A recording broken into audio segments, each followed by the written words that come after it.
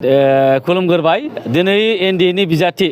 Gossaigaon LAC 1 नाम्बाराव जोंहा सभाराम बसुमतारी बिथाङा जोंनि बिजेपि अफिस मंडल अफिसाव फैनानै जोंनि कार्यकर्ता अर्थात जोंनि मावथिफोरखौ थुलुंगा होफैदों जाहाथे फैगौ विधानसभा बिसायख'थियाव जोङो बिथांखौ देरहाहोनायनि खामानि मावलांनायाव जाहाथे जोंनि गासैबो माने बुथ लेभेलनि जे कार्यकर्ताफ्रा जाहाथे मोनसे बोलो फैयो थुलुंगाखाङो बिनि थाखायनो बिथाङा दिनै जों बरायनाय हाबाफारि लादोंमोन बे बरायनाय हाबाफारियाव जोंनि जमदुवार मण्डलाव फ्राय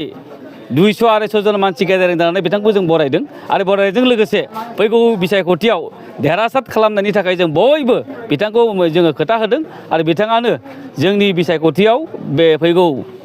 विधानसभा 9 थारिखआव जानो गोनां जे बिसायख'थि बिथाङा देरहासार जानानै जोंनि आसाम गभर्नमेन्टआव एनडिएनि सरकार दानायाव बिथाङाबो बाहागो लाफागोन बेखौ जोङो दिनै रोखा खालामखाबाय। बिथाङा जोंनि एनडिएनि बिजाथि हिसाबै जोबोद मोजां सासे सिनियर बेक्ति आरो बिथांखौ जोङो सानदों बिथाङा जोंनि रायजो राजानि गांनाय उखैनाय आरो बे गसाइगाव एलएसिनि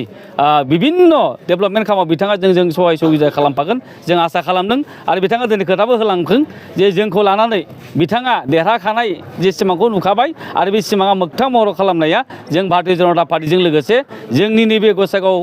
एलएसिनि बिपिएफ दोलो हान्जानि जे कार्यकर्ता जों जयैनो